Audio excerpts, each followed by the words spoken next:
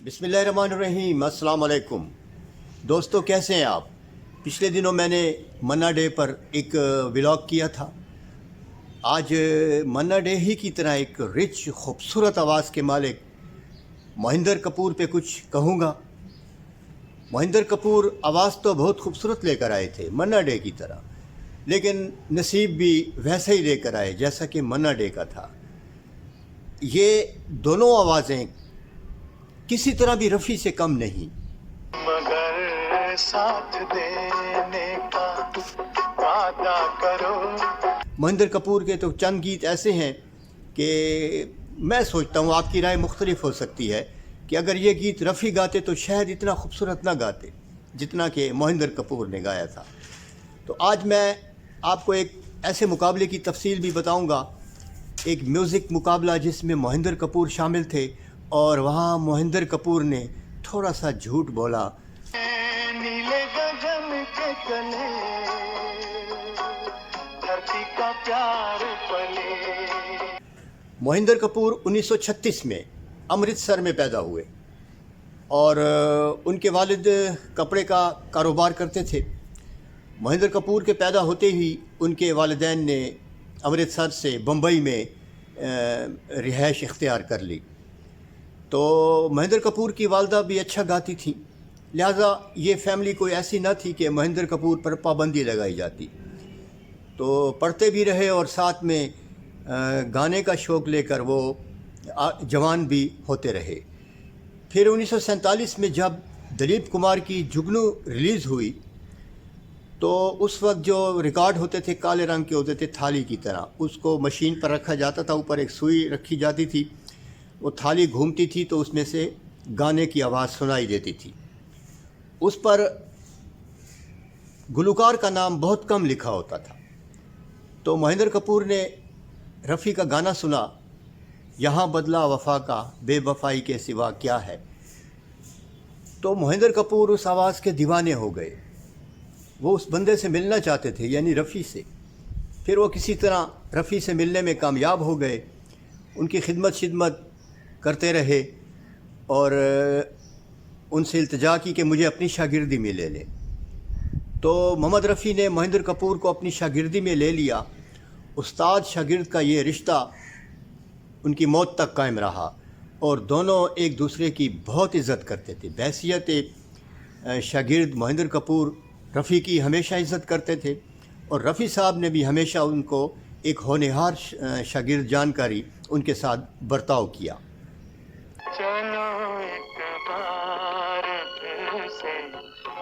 लोगों का ख्याल है कि मोहिंदर कपूर की जो पहली फ़िल्म थी बहैसियत गुलकार, वो नौरंग थी, और कुछ लोग कहते हैं कि बहैसियत गुलकार मोहिंदर कपूर की पहली फ़िल्म सोनी महिवाल थी। लेकिन ये दोनों बातें हकीकत से बहुत दूर हैं। सच तो ये है कि उनकी पहली फ़िल्म थी मदमस्त, और उसमें जो गाना था, क्या शानदार गाना था। कितने भूले हुए ज़ख्मों का पता याद आया। कितने भूले हुए ज़ख्मों का पता याद आया। आप आए। अब मैं आपको बताऊंगा वो वाक़या जिसमें एक 1957 में एक मुकाबला हुआ। यंगस्टर जो गाने वाले थे उनके दरमियान मुकाबला किया। किसी ने अरेंज किया वो मुकाबला, जिस पर तकरीबन 2.5 लाख का ख़र्चा हुआ उस ज़माने में। और इस मुकाबले के जजेस थे मदन मोहन, सी रामचंद्र, वसंत देसाई, नौशाद और अनिल बिस्वास। पांचों बड़े नाम थे, फ़िल्मी दुनिया के पांचों ही बेहतरीन मौसीकार थे। उस मुकाबले में मोहिंदर कपूर भी शरीक हुए और उन्होंने पहला अवार्ड जीत लिया। एक मुकाबले में शरीक एक बंदे ने एतराज़ किया कि मोहिंदर कपूर साहब नए तो नहीं हैं, ये 4 फिल्मों में गाना गा चुके हैं। जिस पर उनसे सवाल हुआ कि हाँ भाई ये बात सही है। तो मोहिंदर कपूर साहब ने कहा कि जी ये बात सही नहीं है, मैं प्रोफेशनल गुलकार नहीं हूँ और मैंने किसी भी गाने का कोई मुआवजा नहीं लिया,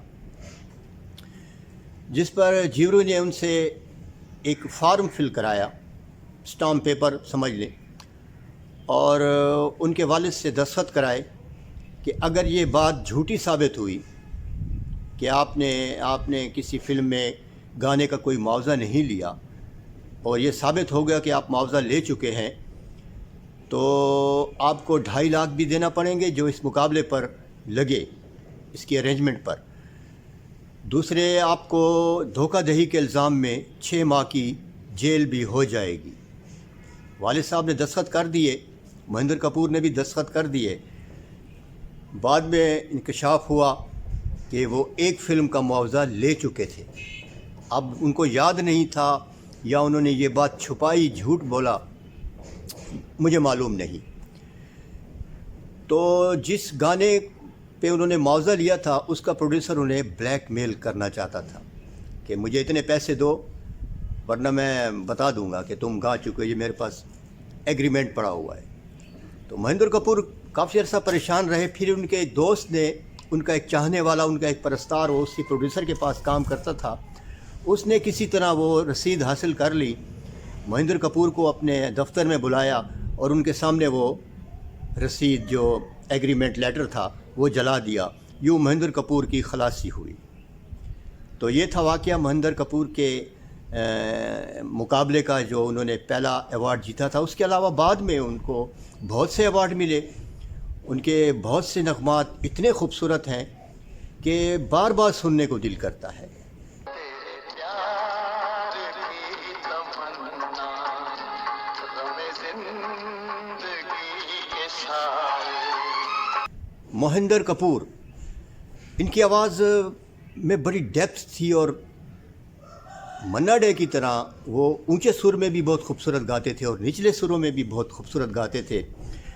अब समझ में नहीं आता, किस्मत के फ़ैसले हैं कि मन्ना डे और महेंद्र कपूर, इनसे रफ़ी साहब बाजी क्यों ले गए। इसमें कोई शक नहीं कि रफ़ी की आवाज़ बहुत खूबसूरत है। हम अपने बचपन से ही रफ़ी के दीवाने हैं।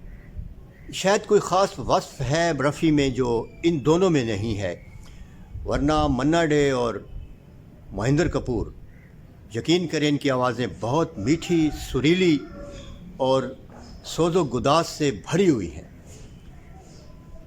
तो दोस्तों, ये था आज का व्लॉग। सब्सक्राइब लाजमी किया कीजिए, कोई पैसे नहीं लगते सब्सक्राइब करने पे, और वीडियो पूरी देखा करें। कमेंट्स ज़रूर करें, मुझे मेरी खामियां बताएं।